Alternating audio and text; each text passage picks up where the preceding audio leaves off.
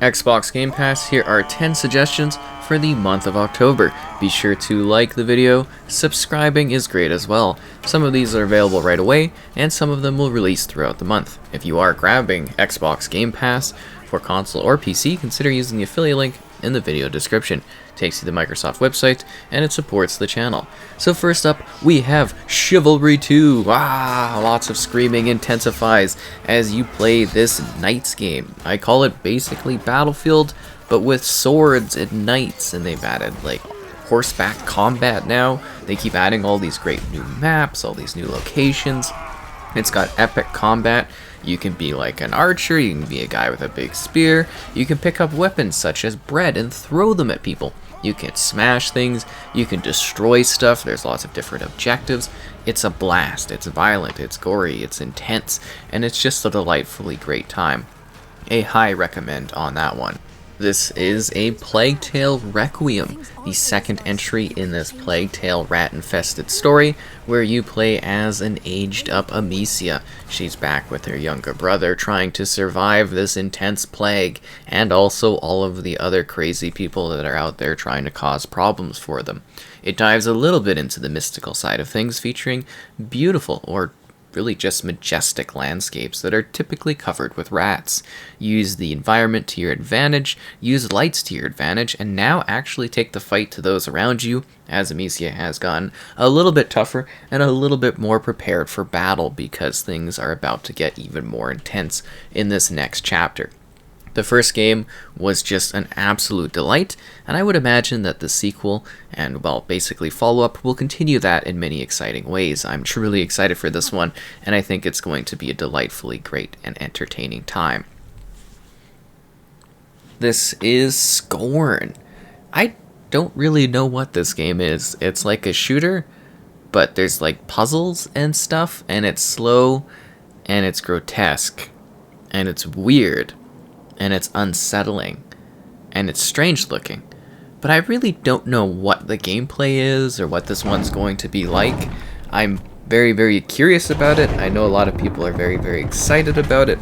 I don't know. I really don't know what to say about this one. I keep seeing all this gameplay for it, and I continue to be confused as to what exactly this is, but it's really, really creepy, and I think a lot of people are really going to like that sort of thing.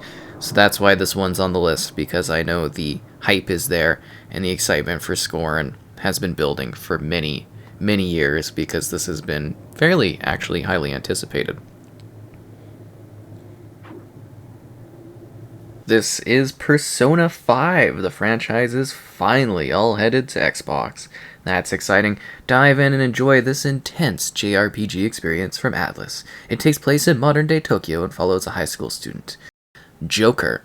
So you will kind of create this group, or well, kind of work with this group as you explore this weird, further supernatural realm thing, battling stuff. There's dungeon crawling elements, there's social simulation scenarios. You are battling, having fun exploring these skills, meeting a quirky cast of characters. It is super well loved, and it is fantastic that we are finally getting this franchise available on the platform. It's been long overdue, but finally it is coming. It's going to be a blast. Check it out. It really is fantastic. It's its own sort of thing. The different entries you can kind of, jump between. I think this is definitely worth checking out. This is Proteus. So this is basically Doom if they made it in the modern era, the throwback original Doom. This game is just excellent. It's bloody, it's gory, it's fast-paced, it looks cool, it feels fun to play, it's epic, it's got user-created content, there's multiplayer, there's single-player, there's destruction, there's tons of different guns, the environments are really crazy to go through, you feel really, really good while playing it. It's like when you play Doom, the classic Doom, for the first time, you're like, whoa, this is awesome. That's how I feel playing Proteus. The game is just absolutely delightfully exciting and crazy and action-packed, and every single scene and moment is just like intense carnage and crazy over-the-top insanity. They've also recreated so many cool little maps and things from classic games. It's such a delightfully great time. It really is. So this is Moon Scars. It's like Dark Souls, but in a 2D thing, where you're like this clay creature.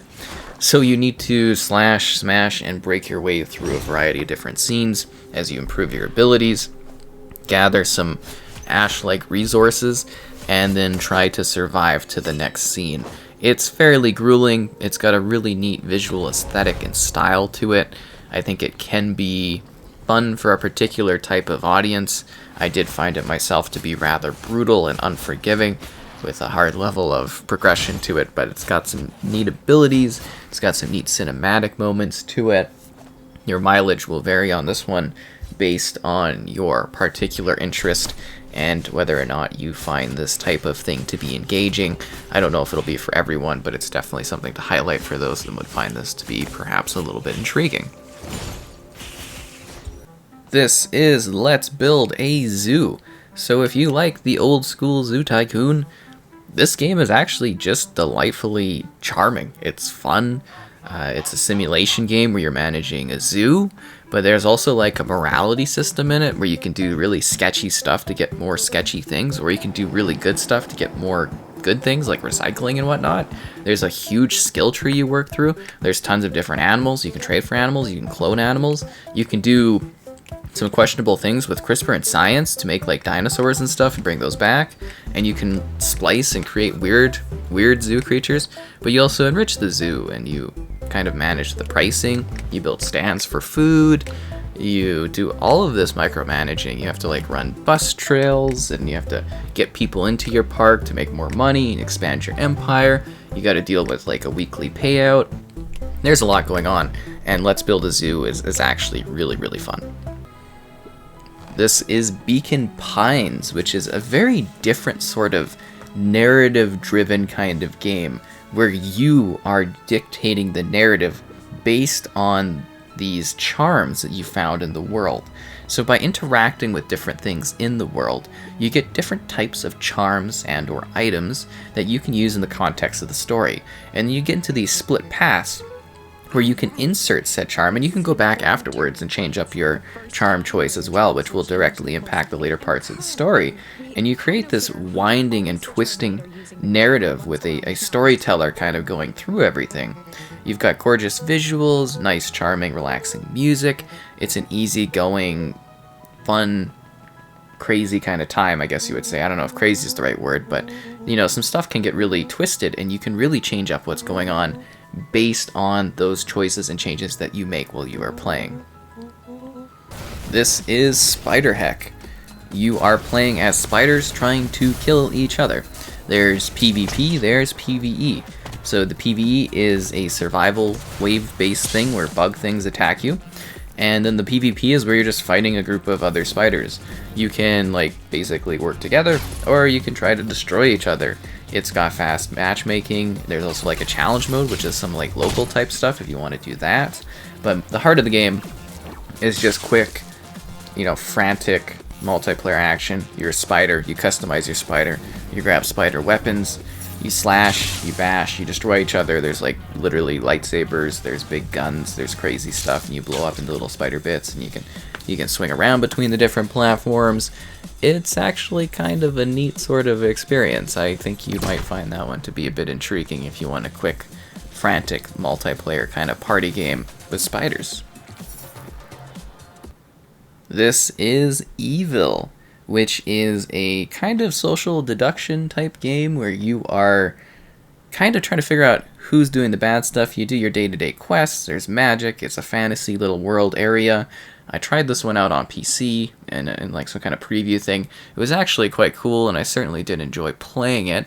And I think this one will actually be a fun little party game for Game Pass. A pretty good addition to the service, and actually one I do think is worth checking out and diving into, as it should create some rather funny, weird, and just wild experiences. As if you kind of get rid of someone from the town, they get burned alive. It's pretty crazy.